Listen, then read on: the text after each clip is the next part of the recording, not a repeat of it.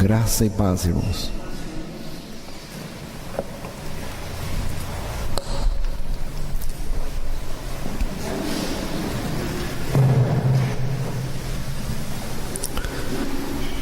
Quais são as palavras mais terríveis que uma pessoa pode ouvir? Você pode ser xingado, alguém pode chamar você de hipócrita, provavelmente alguém já chamou, mas isso não é tão terrível assim. Alguém pode chamar você de vagabundo, de vagabunda, pode dizer que você é sem vergonha.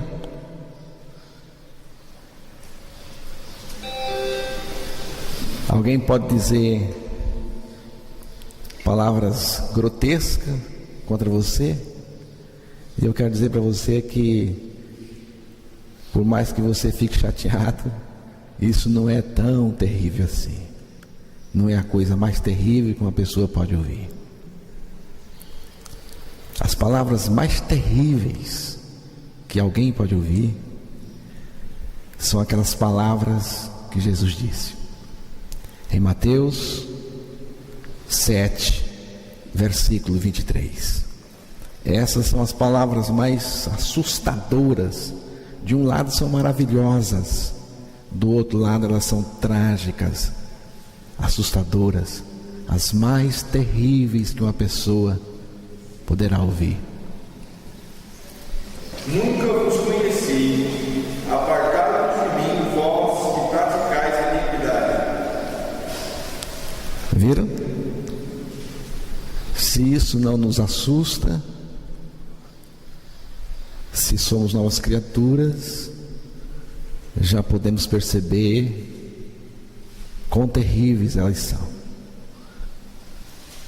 Mas se você não percebe, é porque a sua mente já está amortecida, cauterizada, e não consegue enxergar o quão terríveis são essas palavras de Jesus aqui.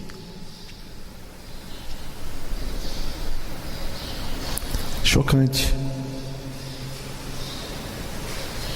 Grande número de pessoas naquele dia, como diz o texto nos versos anteriores, irão ouvir essas palavras de Jesus e por causa disso irão se lamentar eternamente no inferno. Veja o versículo 22. Muitos virão naquele dia. Muitos me dirão naquele dia. E se a gente voltar um pouquinho nesse capítulo mesmo, no mesmo assunto, na mesma conversa, Jesus ainda estava falando. Veja no versículo 13. Entrai pela porta estreita, porque larga é a porta e espaçoso o caminho que conduz à perdição. Você pode até o 20. E muitos são os que entram por ela. E porque estreita é a porta e apertado o caminho que leva à vida, e poucos há que a encontram. Acautelai-vos, porém, dos falsos profetas, que vêm até vós vestidos como ovelhas, mas interiormente são lobos devoradores. Por seus frutos os conhecereis. Porventura colhem-se uvas dos espinheiros ou figos dos abrolhos? Assim toda árvore boa produz bons frutos, e toda árvore má produz frutos maus. Não pode a árvore boa dar maus frutos, nem a árvore má dar frutos bons. Toda árvore que não dá bom fruto, corta-se e lança-se no fogo. Portanto, pelos seus frutos os conhecereis. E o versículo 21 também. Nem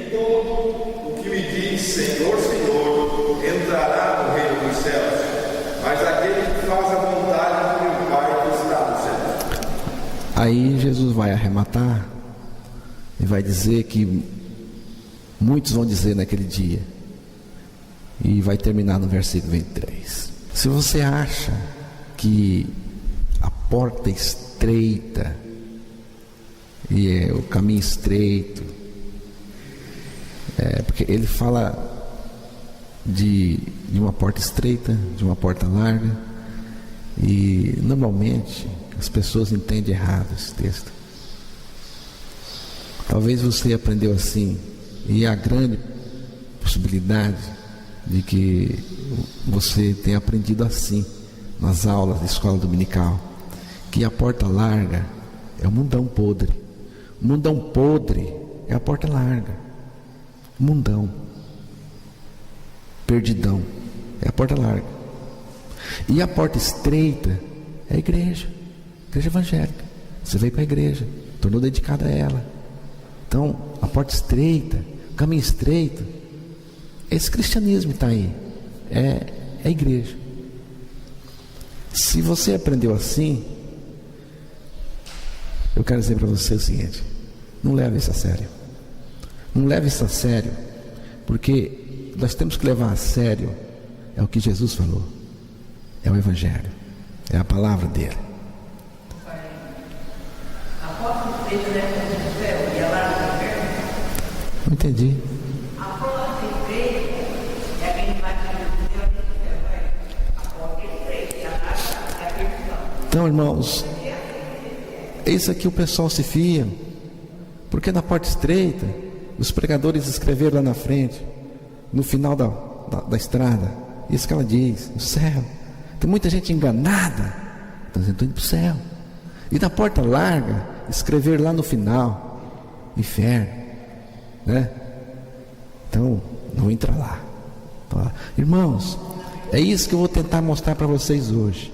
Que o Jesus está dizendo aqui, nesse texto, vou tentar mostrar versículo por versículo, que Jesus não está falando com o mundão, que Jesus não precisava dizer para o mundão que o mundão está perdido e vai para o inferno. Jesus está dizendo para os crentes, Jesus está dizendo, irmãos, que muitos nas igrejas vão para o inferno, no tempo dele e agora. Nós vamos mostrar para os irmãos aqui, que a porta estreita, sabe o que é a porta estreita? É a cruz do Calvário. A porta estreita é o evangelho da nossa morte com Cristo. Por isso que é estreita. Eu preciso morrer. A minha carne, meu velho homem, meu eu, meus pecados. A porta estreita é o evangelho de Cristo, irmãos. A porta estreita é a cruz do Calvário, onde nós morremos com Ele. Isso é a porta estreita. É a renúncia de mim mesmo. Isso é a porta estreita. Agora a porta larga, irmãos, é a negação de tudo isso. A porta larga é a negação desse evangelho, é a negação de que nós precisamos morrer na cruz em Cristo, irmãos. Essa é a porta larga. O caminho largo é a mesma coisa. O mundo não tem nada a ver com isso. O mundo já está perdido. Vamos ver o versículo 13. Presta atenção, versículo 13. Entrai pela porta estreita, que larga é a porta e espaçoso o caminho que conduz à perdição. Olha só, muitos são os que entram. Muitos, esses muitos que aparecem nesse versículo, são os muitos que aparecem no versículo 22. Vê lá o verso 2. Muitos me dirão naquele dia. Muitos, os muitos do versículo 13 são os muitos do versículo 22. É os religiosos, que eles estão enganados, irmãos. Esses religiosos, pode terminar o verso 22. Muitos me dirão naquele dia: Senhor, Senhor, não profetizamos nós em teu nome, e em teu nome não expulsamos demônios, e em teu nome não fizemos muitas maravilhas. É o mundo que faz isso? É o mundo que faz essa argumentação? Não é o mundo. Os religiosos, eles que têm a religião das obras. Olha, eu fiz isso Quem é que diz isso? São os religiosos. Eu fiz isso, eu expulsei demônios. Jesus não está dizendo que eles expulsaram demônio. Se você acha que eles expulsaram demônio, por sua conta. Jesus não falou nada. Nós fizemos muitos milagres. Se você acha que eles fizeram milagre, por sua conta. Jesus não falou, é verdade, vocês fizeram milagre. Pelo poder dele. Irmãos, quem são esses muitos que estão argumentando aí, baseado no eu, tá vendo? Na religião do eu e não na graça, baseado no eu fiz e não no que Deus fez por nós. Não é o mundão, irmãos, não é. Esse não tem nada a argumentar, não. No dia do juízo eles não vão argumentar com ninguém, não. Eles não têm o que argumentar. Os governos, irmãos, cometem pecados terríveis. Eles cometem pecados grotescos. Só que tem um detalhe: eles cometem pecado em nome de uma ideologia deles, em nome do comunismo, em nome do socialismo, em nome da social-democracia, em nome de qualquer ideologia deles. Os carnavalescos cometem pecados terríveis em nome de uma filosofia deles. Entende? Agora, a igreja, os crentes, espero que nenhum de vocês comete pecados, mentem, inveja, faz coisas piores em nome de Deus. Não é em nome da ideologia, não, é em nome de Cristo. Mas por que é em nome de Cristo? Porque você diz que é dele, você diz que é crente. Jesus está falando disso. Jesus está dizendo desse povo.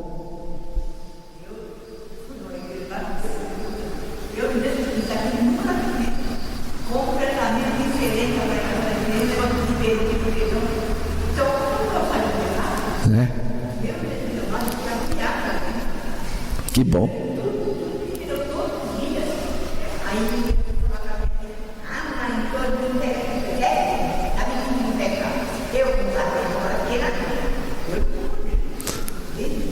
Que bom, irmã. Que bom que a senhora não concordou. Esse é sinal que a senhora compreendeu o evangelho verdadeiro.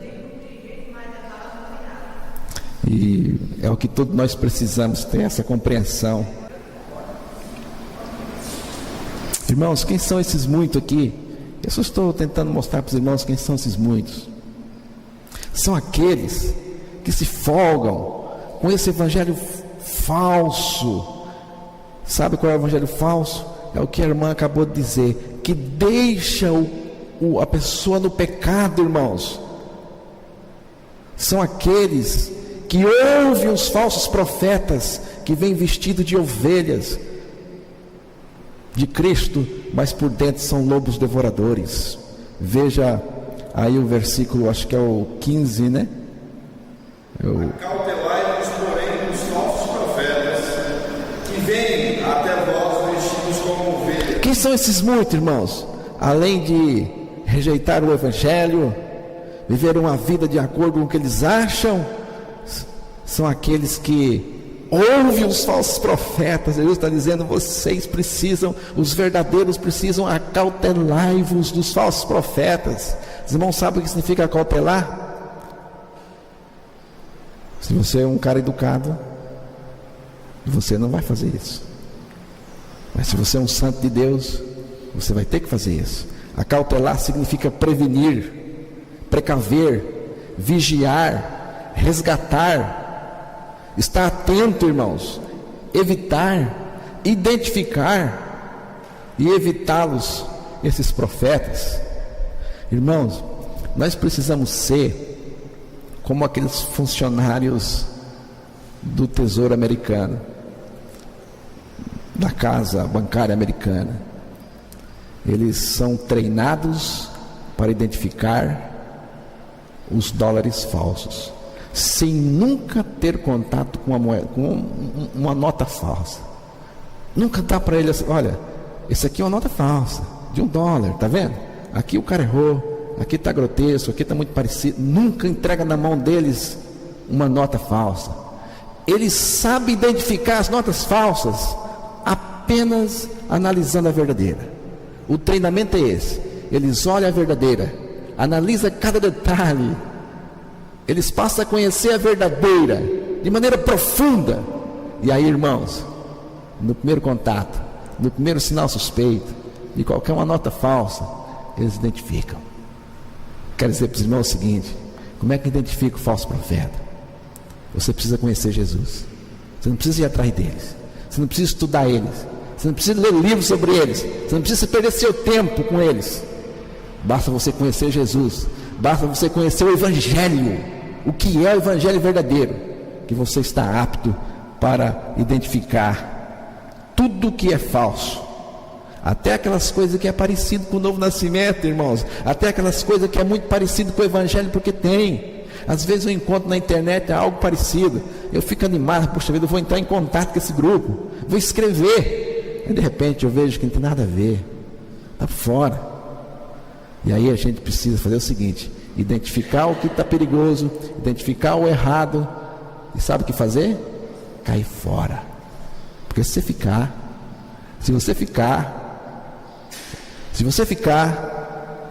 você se aproximar deles, eu vou dizer o que vai acontecer com você: eles vão lhe devorar, eles vão lhe comer. Jesus falou que por dentro eles são lobos devoradores, vão te pegar. Irmãos, isso aqui é sério. Quem são esses, irmãos? Quem são esses que são muitos aí chamados por Jesus?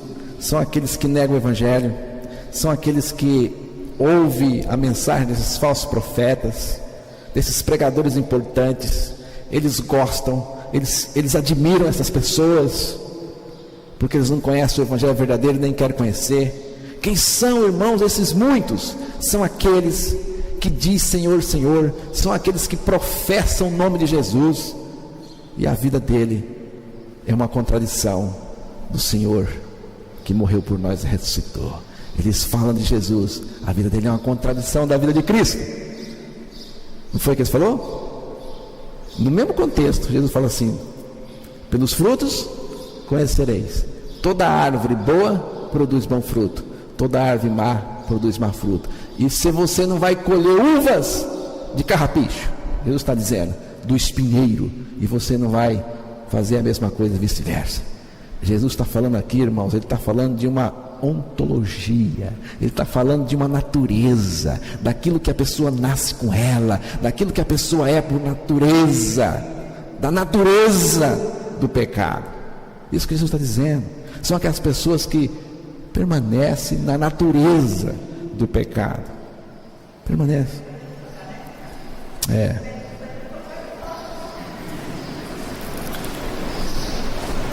Irmãos, veja o versículo 23 de novo. E então lhes direi abertamente: nunca vos conheci, apartai-vos de mim, vós que praticais a iniquidade. Desilusão, irmãos. Quanta desilusão a gente teve, né? Um dinheiro que eu achava que ia receber, aí eu não recebi, não deu certo, fiquei desiludido. Um emprego que eu achava que era assim, estava parecendo que ia ser muito bom para mim, de repente não está sendo, não é? Quanta desilusão. Mas essa aqui, irmãos, é a pior de todas, porque quando a realidade chegar, esses muitos vão descobrir que tinha a pior ilusão da vida deles. Vão descobrir, irmãos, que estavam perdidos. Será grande a decepção deles. Ficarão no inferno decepcionados. Pior ainda, o Senhor Jesus Cristo vai dizer para eles que achavam que estavam salvos. Irmãos, o que eu estou dizendo para vocês é que essas palavras não vão ser ditas para Lampião, rei do cangaço, não vai ser dito para os piores bandidos, o pessoal do mundo. Jesus não vai dizer para eles, cara. Jesus não tinha nada com eles mesmo, nunca teve. Eles vão para o inferno, irmão, de igual modo. Ele vai dizer isso aqui para os crentes que nunca nasceram de novo, irmãos, que são muitos, assim como na época de Jesus eram muitos religiosos. Ele vai dizer o seguinte: então lhes direi abertamente: nunca vos conheci, Apartai-vos de mim, vós que praticais a iniquidade. Irmãos, a palavra conhecer aqui, embora seja uma palavra grega, o sentido dela é um sentido hebraico, porque a pessoa que estava dizendo isso era um judeu, era Jesus. Ela está carregada de um sentimento hebraico, dos hebreus. E a palavra conhecer, no sentido aqui, é o sentido de intimidade, é o sentido de algo muito íntimo, entendeu? Jesus está dizendo conhecer aqui é algo muito íntimo. Pensa em alguém que você tem muita intimidade com ela, muito íntimo, um grande amigo, ou mais ainda, o casado, pensa em sua mulher e vice-versa, algo muito íntimo, muito íntimo. Essa palavra conhecer aqui, irmãos, é intimidade. E Paulo, ele mostra para nós bem o que é essa intimidade em 1 Coríntios 1:9. 1 Coríntios 1:9. Fiel é Deus, pelo qual fomos chamados para a comunhão do seu Filho Jesus Cristo, nosso Senhor. Olha, irmãos, Paulo está dizendo aqui que existe uma comunhão e que Deus é fiel, que nos chamou à comunhão do seu Filho. Aí você pergunta, mas Deus é fiel porque me chamou à comunhão do seu Filho? Deus não precisava me chamar à comunhão do seu Filho? Você acha que Deus precisava chamar vocês à comunhão do Filho dele? Você acha que o Filho dele precisava da sua comunhão? Que se você não tivesse em comunhão com o Filho dele ia ficar de bico? Você acha que é tão importante assim? Não somos, irmãos. Porque Deus é fiel. É fiel ao projeto eterno dele, irmãos, que eu tenho falado aqui. É fiel a um projeto que Deus tinha, de fazer um povo para que esse povo fosse habitado por ele. Entende, irmãos? É fiel a isso. E aí diz aqui que Deus é fiel e nos chamou à comunhão do seu Filho. Irmãos, como é que Deus nos chamou à comunhão do seu Filho? Cristo nos atraiu, irmãos, para que naquela cruz nos fizesse morrer com Ele, tá? Cristo nos colocou no seu corpo. Isso é a maneira de Deus chamar, para que nós morrêssemos com Ele. Depois da morte com Cristo, irmãos, entramos na comunhão. Primeiro a identificação, depois a comunhão. O que é identificação? Identificação, irmãos, é nós em Cristo, na cruz, morrendo, Cristo em nós, na ressurreição. Identificação é que eu entrei nele para morrer na cruz, ele entra em nós para viver na ressurreição. Isso é identificação. Eu em Deus, Deus em mim, estamos entrelaçados. Depois disso, irmãos, então vem a comunhão. Comunhão é o convívio, é o relacionamento. E a comunhão começa na vida. Eu morri com Jesus e agora nos ressuscitou com Jesus, nos deu vida junto com Jesus. A palavra comunhão tem um sentido que você, irmão, está no mesmo pé de igualdade com Jesus. Você morreu com Ele, ressuscitou com Ele, Deus deu a vida para Ele, deu a você. A comunhão começa nessa vida, quando Ele nos deu a vida dele ali, quando Ele nos ressuscitou juntamente com Ele. Aí você entra para a comunhão muito íntima, relacionamento muito íntimo, muito vivo, verdadeiro, irmãos. Não é essa coisa que nós estamos vendo por aí, não. Então Jesus diz: olha, apartai de mim, eu lhe direi abertamente, nunca vos conheci. Apartai de mim, vós que praticais iniquidade. Sabe o que Jesus está dizendo? Jesus vai olhar para essa pessoa que disse que era crente, essa pessoa que disse que era religiosa, essa pessoa disse que era dele, essa pessoa disse que vinha para a igreja todo dia, e provavelmente foi. Essa pessoa, naquele dia, Jesus vai olhar para ela e vai dizer assim: a gente não conversava, você podia falar comigo, você está conversando sozinho. A gente não andava junto, você andava com seus amigos do mundo, você estava na mesa com ele, você tinha comunhão com eles, você conversava com eles.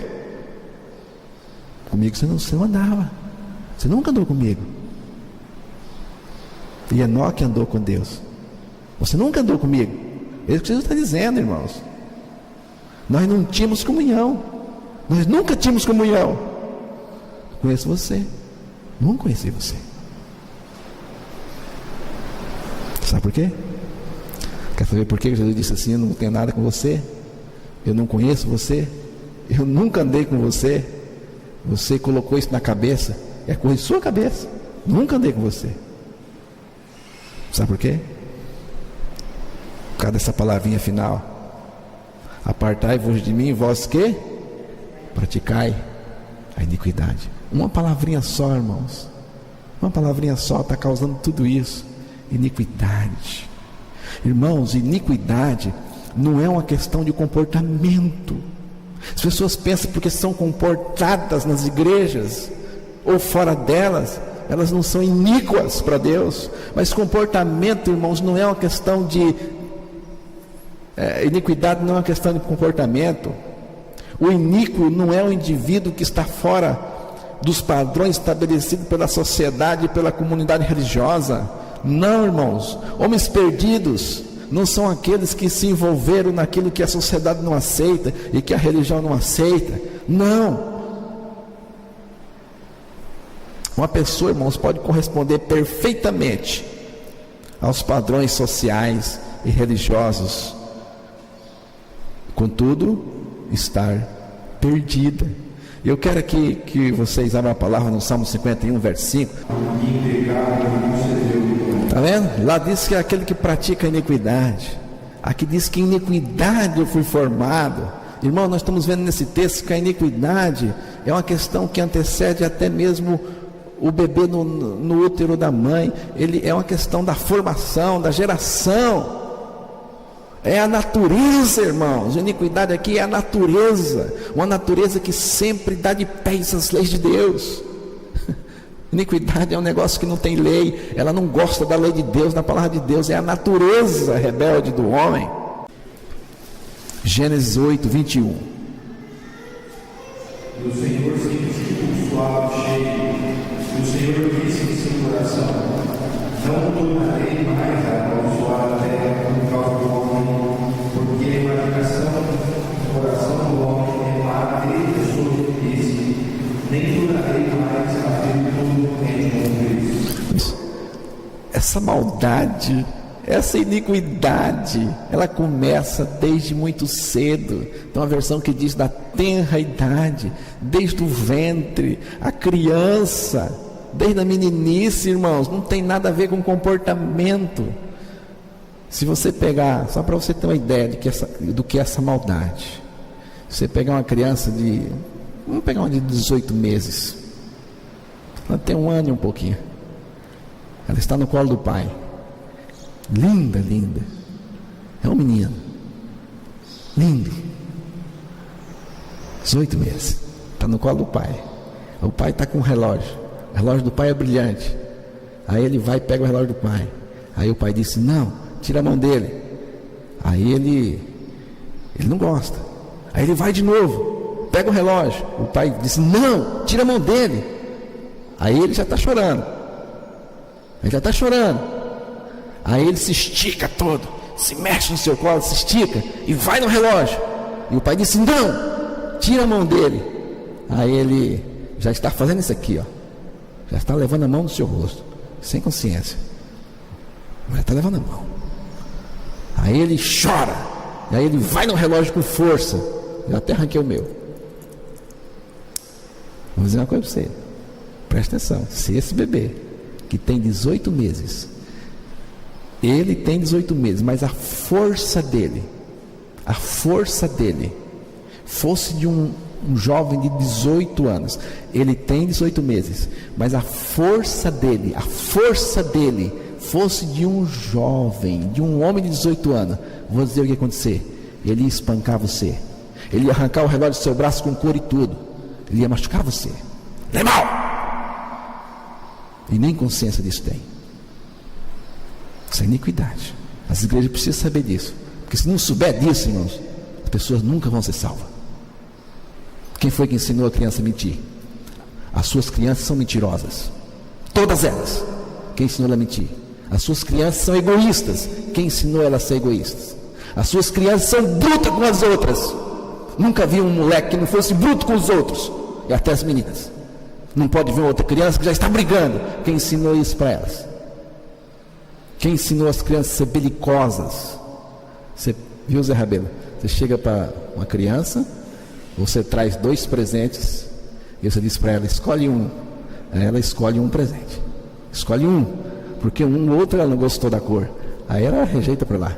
Nesse momento chega uma outra criança e você diz, vem cá, pega esse brinquedo para você. Terceira Guerra Mundial começa, porque ela briga, ela vai na outra. Isso é natureza, irmãos. Natureza perversa. Temos que ter essa consciência desde cedo. E você sabe o que Deus falou que tem que acontecer? Você sabe o que Deus falou que tem que acontecer? Ou vocês não têm consciência ainda? Você diz isso para as outras pessoas? Você diz isso para os seus colegas crentes? Ou você acha que eles não vão gostar de você? Ou você é muito civilizado com eles? Então Jeremias disse o que tem que acontecer. 31, Jeremias 31, versículo, eu acho que é o 30. Vamos ver se é. Tá bom, cada um morrerá pela sua iniquidade. Como eu quero ganhar tempo aqui, eu tenho mais coisa para falar, eu não vou ficar muito tempo nos textos. Irmãos, existe algo mais revelador. Todos vocês aqui estão entendendo isso. Qualquer pessoa que lê entende que cada um morrerá pela sua iniquidade, pela sua natureza. Está entendendo, irmãos? Deus está dizendo assim, cada um de vocês vão ter que morrer por causa da natureza de vocês, com a qual vocês nasceram. Cada um. Eu gosto desse texto aqui, irmão, já citei isso aqui domingo de manhã, mas esse é um texto muito lindo. Se eu tivesse só esse texto aqui, já pregava o novo nascimento para o resto da vida. É o Evangelho. Êxodo 34, versículos 6 e 7. Olha que conceito de salvação Moisés tem. Não é nem Deus que está dizendo, é Moisés. Ele disse assim, eu sei que o Senhor é um Deus maravilhoso demais. O Senhor perdoa o pecado, e é todo pecado. E o Senhor perdoa a transgressão, e é toda transgressão. E o Senhor perdoa a iniquidade, e é toda iniquidade. Que notícia maravilhosa o Senhor está nos dando. De repente Moisés diz assim, só que ele não inocenta, então perdi todas as esperanças, Senhor. O Senhor está dizendo que o Senhor perdoa todos os meus pecados, tudo as besteiras que eu fiz. Aí eu pensei que tinha esperança para mim.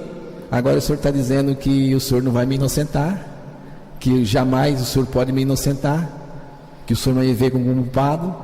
Então perdi as esperanças. O que fazer agora? Como é que Deus pode perdoar e deixar você culpado? Como que Deus não pode inocentar você? Como é que Ele pode perdoar? Isso é difícil, irmão, resolver isso. E aqui nós temos o Evangelho. O Evangelho de Deus. Você sabe o que é o inferno? O inferno, irmão Elídio, é a justiça santa de Deus contra aqueles que não creram na obra do Calvário. Porque o inferno é o lugar aonde vocês, se não nascerem de novo, creio que os irmãos são nascidos, é o lugar aonde o pecador vai ter que ir lá pagar tudo que ele deve para Deus. O inferno é o lugar aonde o pecador vai ter que ir lá pagar tudo que ele fez para Deus. Aí alguém vai dizer assim, mas eu nunca fiz nada de errado assim, tão ruim. Nunca fez? Você nunca fez nada de errado, irmão? Você já pensou se eu tivesse o poder de gravar seu pensamento? Já pensou se eu tivesse o poder de gravar os seus pensamentos em imagens até o dia que você nasceu de novo e passar naquela tela? Você queria ver suas fantasias ali, nojentas? O que você pensou de errado para as pessoas? Você fazia um buraco e enterrava. Somos monstros, temos que morrer. E o inferno é o lugar para aqueles que não quiseram morrer na cruz. Vai ter que pagar tudo lá no inferno. Só que a dívida com Deus é grande demais, é impagável. Aí nunca sai de lá. Então esse texto aí diz que Deus não inocenta o culpado. Irmãos, uma historinha aqui para você poder pensar melhor nisso. Algum tempo atrás, não faz tanto tempo assim, essa notícia foi dada na internet, nas redes aí de TV. Um homem pegou uma menina, a menina tem 10 anos, tinha 10 anos, pegou essa menina, roubou dos pais, escondeu ela num celeiro por 4 anos. E o que ele fazia com essa menina? Ele usava a menina, tinha relações sexuais com a menina, na pior espécie, durante 4 anos. Depois, ter relações com a menina escondida e presa, não satisfazia mais a natureza dele. Então ele disse: agora o que me satisfaz é matar. Aí ele matou a menina, mas ele matou com requinte de crueldade. Foi terrível. Aí ele largou o corpo lá, aí ele foi embora. Aí acharam o corpo da menina e pegaram o bandido. Esse moço foi preso. Agora os irmãos imaginam o seguinte: até aqui é verídica a história, daqui para frente eu vou imaginar. Aí esse bandido, depois de algum tempo, como é comum acontecer, ele é levado ao tribunal, é levado diante do juiz. Aí o juiz olha para ele: esse cara assassino, pedófilo, assassino cruel de crianças, a família da criança está tudo lá, o pai, a mãe. O juiz olha para o cara e diz assim: homem, tenho muita misericórdia. Sabe o que eu vou fazer com você? Por causa da minha misericórdia, por causa do meu amor por você, agora aqui eu vou dizer para você o que eu vou fazer com você. Você está livre, te perdoo, pode ir. O que vai acontecer, irmão?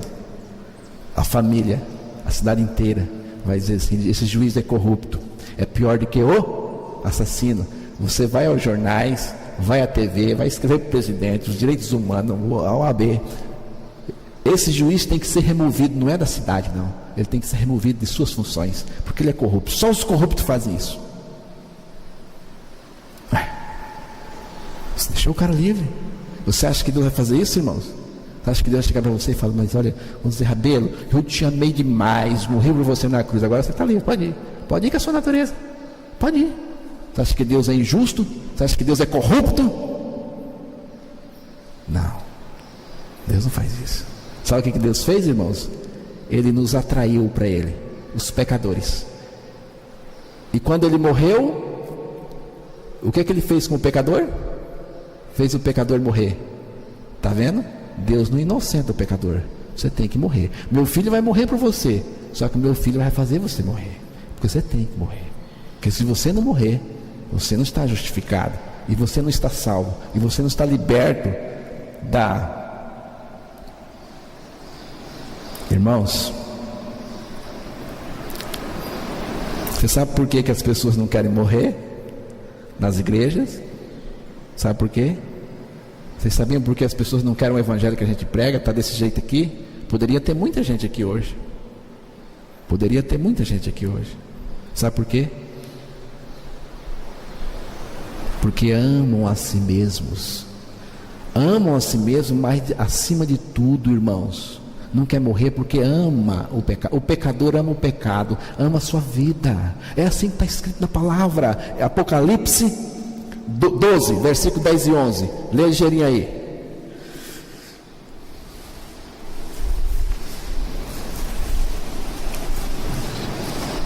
E ouvi uma grande voz do céu que dizia: agora é chegada a salvação e a força, o reino do nosso Deus e o poder do seu Cristo, porque já o acusador de nossos irmãos é derrubado, o qual diante do nosso Deus nos acusava de dia e de noite, e ele venceu pelo sangue do Cordeiro e pela palavra do seu testemunho, e não amaram as suas vidas até a morte. Porque venceram, irmãos?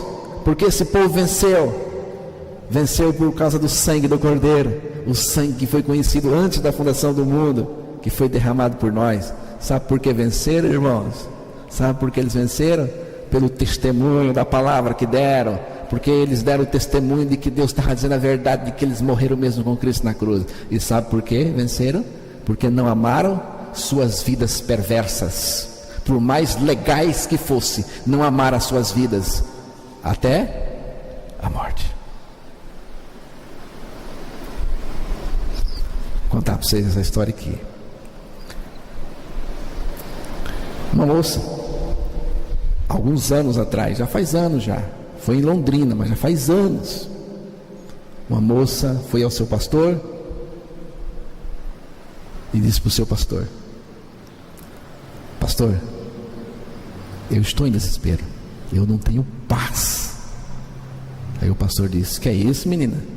Isso é crise de jovem, vai passar. Pastor, me leve a sério, eu estou dizendo que eu estou mal, eu não tenho paz.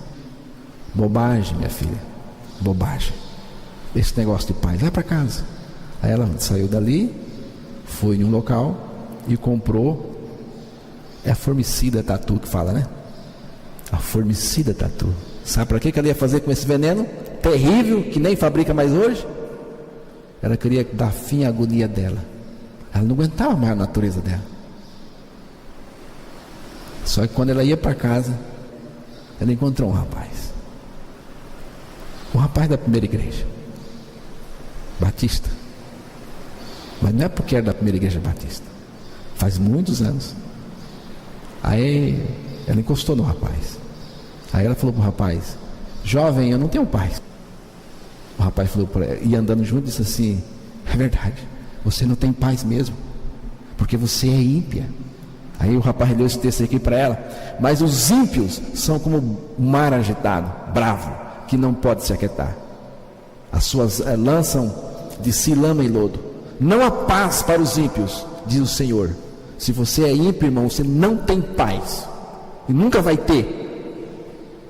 Aí ele disse para ela: você não tem paz, você é ímpia, é por isso. Só que tem solução para você, menina. Tem solução para você, olha aqui. Você precisa morrer. E ela queria se matar. Ele disse: você precisa morrer.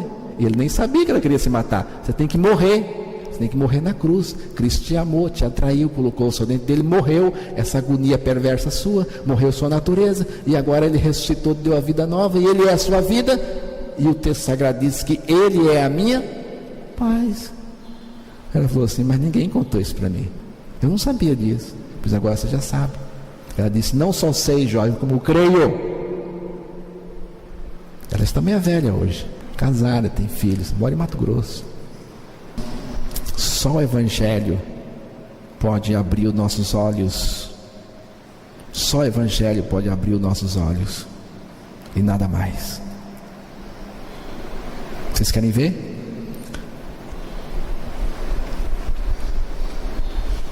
Vamos tomar mais essa parte aqui e a gente encerra. Lucas 24, o versículo 16.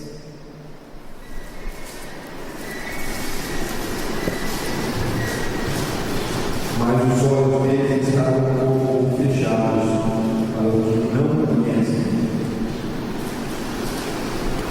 Os olhos deles estavam como que fechados para não conhecer Jesus. E o versículo 30 ao 33. E aconteceu que, estando com eles à mesa, tomando o pão, abençoou, partiu e deu. Apenas que sua atenção, os olhos, e o conheceram, ele desapareceu. E disseram: porventura não atinge nós o nosso coração, quando pelo caminho nos falaram, quando nos apresentamos.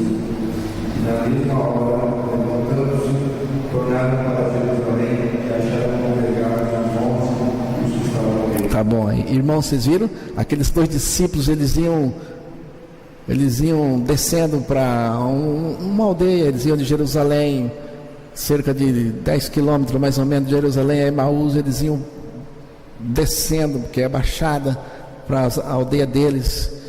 E no caminho, um homem se aproximou dele. Era Jesus ressuscitado. E eles não conheceram Jesus, diz o texto que os olhos deles estavam como que impedidos para vê-lo.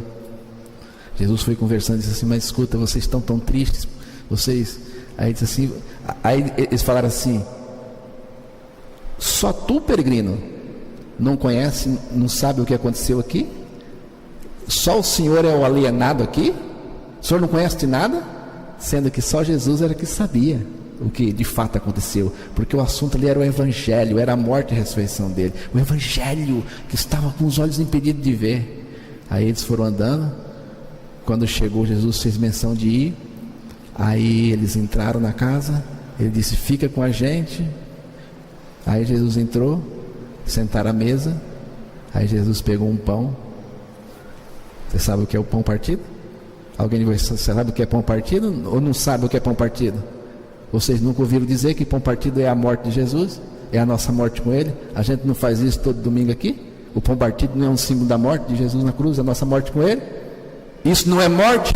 Isso não é evangelho? Jesus pegou o pão, o símbolo da morte?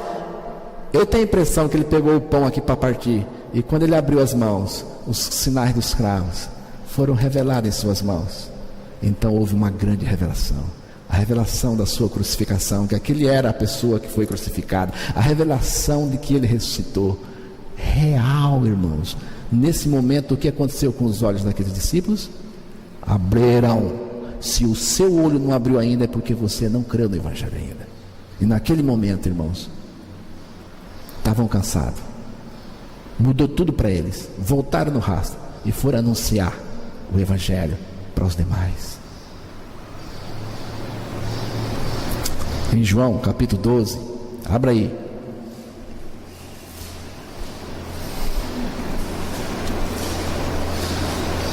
João capítulo 12, versículo de número 24. 24, João 12, 24.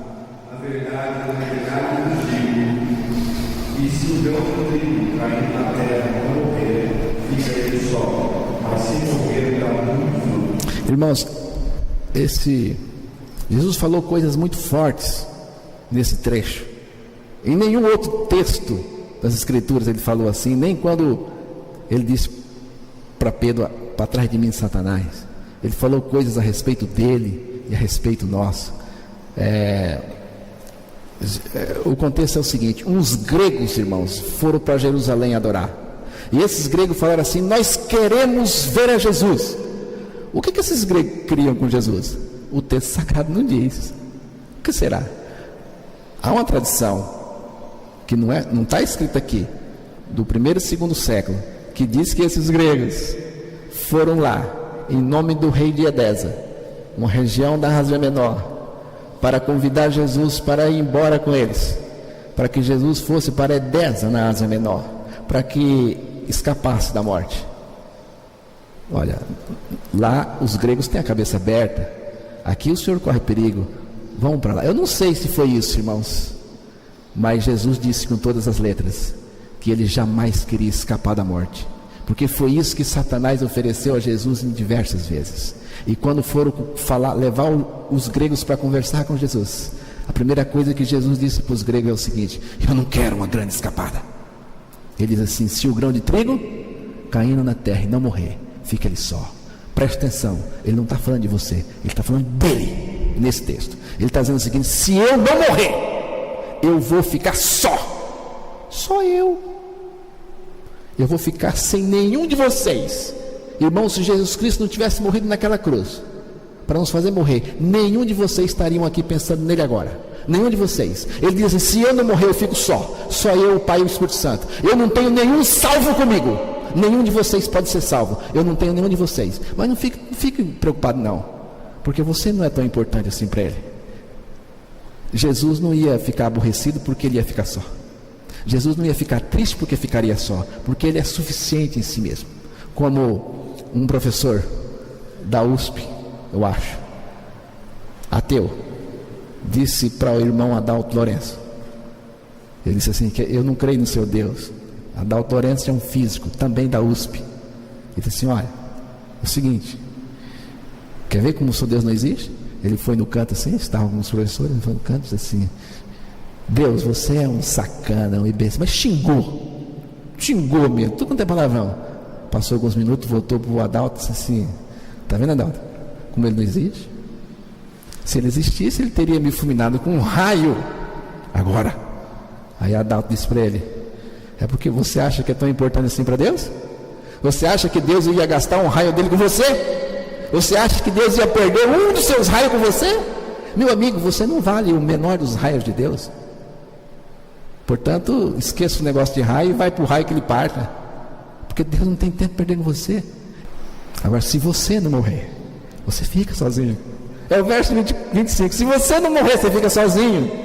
Se você não morrer, irmão, você vai ficar com a sua vidinha, a vidinha maravilhosa que você acha que é. Vai ficar com a sua vidinha pecaminosa e vai para o inferno com tripa e tudo com ela. Se você não morrer, você fica com a sua vida e vai para o inferno com ela. Veja o verso seguinte: se alguém quiser, siga, e onde eu estiver, estará também com você. Se alguém quiser vir, meu Pai o honrará. E o 27.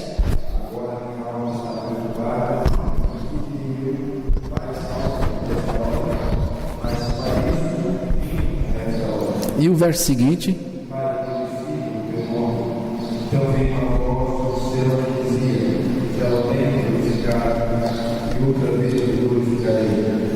você entendeu? Será que os gregos queriam levar Jesus? Será que eles foram convidar mesmo Jesus para ir para outro lugar? Parece que Jesus está dizendo uma coisa assim, nesse verso 26, 27. Era uma tentação muito grande para os discípulos, irmãos. Aqui a gente só leva pancada, ninguém gosta da gente, quer nos matar. Jesus está dizendo o seguinte: olha, vocês acham que eu vou fugir da raia? Ele diz assim, ó: eu vim exatamente para esta hora, a hora da sua morte na cruz do Calvário, irmãos. Irmãos, que hora é essa? É a hora da sua morte. Que hora é essa, irmãos? É a hora que o Filho do Homem seria levantado na cruz. Só que eu quero que você saiba de uma coisa: essa hora foi programada por Deus antes da fundação do mundo. Viu? E mais do que isso, o Filho de Deus foi levantado na cruz antes da fundação do mundo, para depois ele ser levantado na história. E a história existe para esta hora. Viu? Todos os historiadores deveriam entender isso, que toda a história humana só existe para esta hora. E não só a história humana, irmãos, mas tudo que Deus criou, tudo existe por causa e por esta hora. Você sabia que Jesus Cristo foi levantado no Calvário, na cruz, antes que Deus criasse alguma coisa? Ninguém assistiu. Não havia criatura nenhuma e nem criação. Sabe quem assistiu o Calvário na eternidade? Só Deus. Deus, o Pai e o Filho. Deus foi a testemunha. Deus assistiu o momento em que o Cordeiro Eterno foi levantado na cruz, irmãos, dando a sua vida pela criação que ele ainda ia criar. Era um segredo, ninguém sabia, depois ele revelou. Agora nós estamos no momento histórico onde ele foi levantado na história. Ele diz assim: o que me serve me seguirá, e onde eu estiver ele estará. E eu quero dizer para vocês, eu não vou estar na Grécia, eu não vou estar em nenhum qualquer outro lugar. Daqui um pouco eu vou estar na cruz do Calvário, e aonde eu estou, vocês estarão comigo. O que Jesus está dizendo? Onde eu estiver, vocês estarão comigo em mim. Quando eu for levantado, eu vou atrair vocês, para que todos vocês estejam onde eu estiver, na cruz do Calvário. Entende, irmãos? Aí houve um trovão, não foi? Talvez o dia estivesse como hoje. Era a voz de Deus. Aí alguém disse: é um anjo falando. Eu não quero saber qual é a mídia, o meio, se era anjo ou era o pai. O texto aí tudo indica que era o pai. Falou com ele. Sabe o que o pai falou com ele? Do momento em que ele tinha sido erguido lá na eternidade, só para os três, e que agora ia ser erguido para nós. Lá ele foi erguido perante Deus, Deus com Deus, porque agora ele vai ser erguido. E ele falou assim: vocês ouviram essa voz que eu ouvi o trovão? Por causa de vós, não foi por causa de mim. Sabe por quê? Foi por causa de nós, irmãos? Porque eu tinha que ser atraído no corpo dele. eu tinha que morrer com ele. Tudo, qualquer coisa fora disso é uma violação ao Evangelho, irmãos. Eu tenho pregado aqui, perdi a conta já das vezes que preguei aqui para os irmãos. Já perdi a conta, foram muitas vezes, milhares de vezes. Eu só tenho uma preocupação, só uma. Vou dizer para vocês, só tenho uma preocupação. Minha preocupação não é que os irmãos sejam bem-sucedidos aí, embora que eu desejo que os irmãos sejam bem-sucedidos, se isso for a vontade do Pai. Minha preocupação não é com o casamento dos jovens. Se o jovem, a menina ou o rapaz escolher um nascido de novo, já começou bem. Mas a minha preocupação não é essa. Minha preocupação é, depois de pregar inúmeras vezes, alguém aqui da igreja, algum de vocês, ir para o inferno porque não creu, não recebeu o Evangelho. Isso me preocupa, irmãos. Não sei se preocupa os irmãos. A mim me preocupa. Eu acho que o maior amigo de uma pessoa é aquele que diz a maior verdade. Eu sou o maior amigo de vocês, porque eu digo a maior verdade para vocês, e eu me interesso pelas almas. Irmãos, depois de tanto tempo, alguém daqui ir para o inferno, você acha que isso é moleza? Isso não dói, não. Mas eu também tenho uma coisa para dizer para vocês. É boa essa, porque talvez os irmãos me achem meio surtado, mas olha, como aqui nessa igreja não tem grandes programações, aqui não tem, né, Emerson? Então creio que os irmãos não vêm aqui atrás disso. Como nessa igreja aqui não tem uma banda de rock dessa que toca aí na cidade, para tocar aqui de cada 15 dias ou um mês, como elas não tocam aqui enquanto eu estiver vivo, nenhum roqueiro entra para tocar, pode ouvir a palavra. Então vocês não vêm atrás disso. Como aqui a gente não está atrás de coisas, a gente só fala de Jesus, então os irmãos não estão atrás disso. Anos e mais anos vindo aqui, então não é atrás disso. Entende, irmãos? Como aqui a gente não tem um irmão dando um testemunho mirabolante, então os irmãos não vêm atrás disso. Como aqui, irmãos, vocês não têm uma novidade bolada por mim ou por qualquer outro irmão para cada culto, e os irmãos continuam vindo, então os irmãos não vêm aqui. Então, irmão Vavá, só existe uma razão lógica para o irmão estar aqui, e isso eu reconheço, e vocês também. Primeiro, porque o pregador de vocês não é um orador, um comunicador bom, pelo contrário, é fraco na aparência e na voz. Então o que vocês vêm fazer aqui? Então só tem uma razão. Eu creio que os irmãos vêm aqui para dizer o seguinte: dá-me o Evangelho, dá-me a palavra, dá-me o Cristo. Então isso eu posso dar para os irmãos, e quero dizer que essa é a maior razão do universo. Então vocês estão de parabéns. Mas antes de terminar, eu tenho um recadinho para dar. Por favor, irmãos,